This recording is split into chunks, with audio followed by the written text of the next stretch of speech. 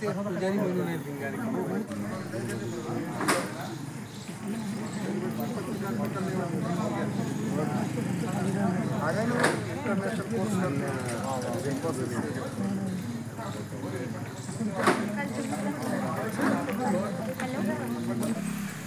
आणि बेगमपुरा पोलीस स्टेशनचे PI अशा लोकांची समिती होती. पण या समितीमध्ये इतिहासाचा संशोधक पाहिजे होता, स्टेट आर्किओलॉजिकलचा प्रतिनिधी पाहिजे होता. या मंदिरांचे जे मूर्तींचे जे दगडं आहेत ते दगडं कितव्या वर्षातले आहेत त्या वर्षातलं याची नोंद त्यावेळेस त्यांनी घ्यायला पाहिजे होती. ज्यावेळेस विद्यापीठ आणि ही 600 एकर जमीन 1956 ते 1958 अधिग्रहित केली, त्याच्या कितीतरी वर्षाच्या आधीपासूनचे मंदिर आहेत. आज आमचे सर्व सिनियर नागरिक इथे उपस्थित आहेत एरियातले. त्याच्यात पूनम काका चौधरी आहेत, अनिल सक्सेना आहेत, हिरा भातेवाले आहेत, परमेश्वर जयस्वाल आहेत. आज यांचे वय अबाव 75 ते अबाव 85 पर्यंत आहेत. आणि यांच्या पूर्वजांच्या ज्यांची शेती होती, यांच्या आजोबांची, दादा यांच्या पंजोबांच्या नावावर त्यांच्या शेतीमधले हे मंदिर आहेत. फक्त त्यावेळेस काही अशिक्षित लोक होते. ज्यावेळेस जमीन अधिग्रहित झाली नाही त्यावेळेस त्या मंदिराच्या नोंदी त्या 7/12वर घेतल्या गेल्या नाही. याचा अर्थ हे हे मंदिर अतिक्रमण आहे अशातलं होत नाही. आज सती मातेचं मंदिर आहे, गणपतीचं तळ्यातल्या गणपतीची मूर्ती आहे, मूर्ती आहे. मला वाटतं ती 14व्या शतकातली असावी. तिथे कालभैरवाची मूर्ती पण आहे. आज सती मातेचं जी मूर्ती आहे ती राजा पारसिंगाच्या परिवारातली एक स्त्री ज्यावेळेस सती गेली त्यावेळेसच्या ती मूर्ती आहे. म्हणजे जवळजवळ 300, 400, 500 वर्षापूर्वीच्या या मूर्ती आहेत. आज चतुर्सिंगी माता आहे.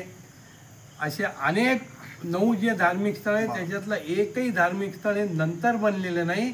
हे सगळे मंदिरं आधीचे आहेत. फक्त शेड वगैरे जे उभारले गेले ते शेड उभारले गेले ते भाविकांच्या सोयीसाठी आणि विद्यार्थ्यांच्या सोयीसाठी उभारले गेले आहेत. इथे कुठलाही आम्ही न्यूसन्स विद्यापीठाला हे करत नाही. आम्ही उच्च न्यायालयापैकी पहिल्याच नंबर 1ला त्यांनी सप्तशृंगी मंदिराचं सांगितलं की त्या मंदिराचं कुठलं 7/12 वगैरे नाही, 7/12 नाही किंवा उल्लेख वगैरे नाही असं त्यांनी सांगितलं त्या कमिटीचं. परंतु ते मी तुम्हाला सांगू इच्छितो की 7/12 आहे, चतुर्सिंगी माता देवी मंदिरचं 7/12 आहे, खासरापत्र आहे आणि मंदिराचा उल्लेख आहे. विशेष म्हणजे आणि मंदिराची ट्रस्ट 2005ची मंदिराची ट्रस्ट आहे. त्या मंदिराच्या ट्रस्टमध्ये त्या मंदिराचं 1946 मंदिराचं जीर्णोद्धार झालं आहे.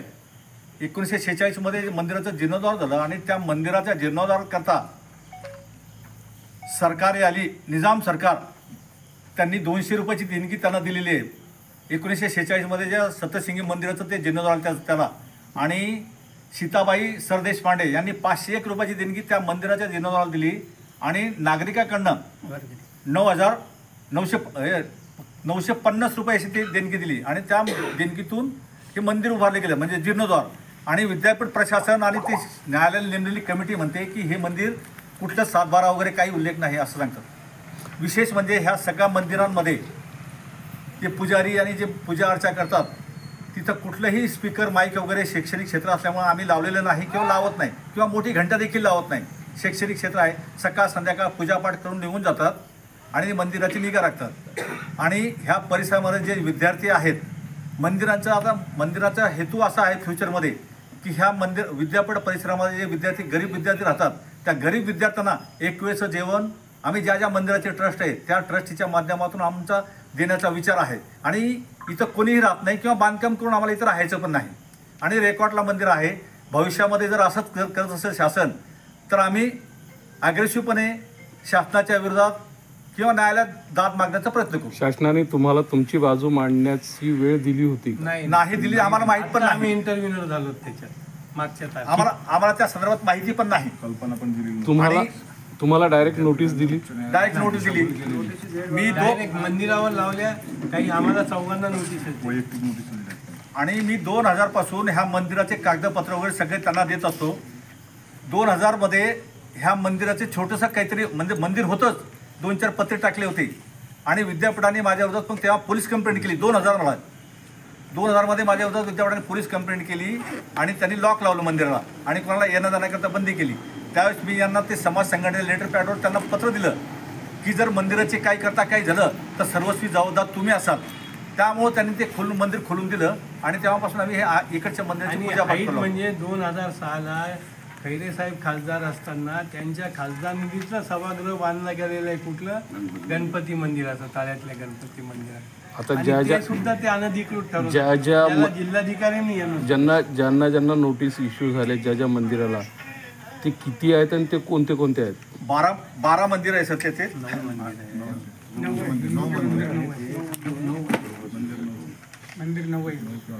9 मंदिर, 2 मजारी आणि 1. हा, ते सगळे म्हणजे ते धार्मिक स्थळ 12 आहेत. त्यातलं सरकारने पैसे देऊन 1946ला जीर्णोद्धार केला. तो नंबर 1लाच त्यांनी घेतला आणि ते नियम आहे असं म्हणतात ते. दुसरं आहे औरंगाबाद लेण्याच्या पायथ्याशी. आता ते औरंगाबाद लेण्याच्या पायथ्याशी काय त्याच्या संदर्भात मी बोलणं किंवा आम्ही बोलणं ते योग्य नाही. आणि महादेव मंदिर हे म्हणजे जिथं आपण आता आजच्या घडला बसलो याचं सगळं उल्लेख वगैरे सगळं आपण केलेलं आहे. 1359ची फसली आहे.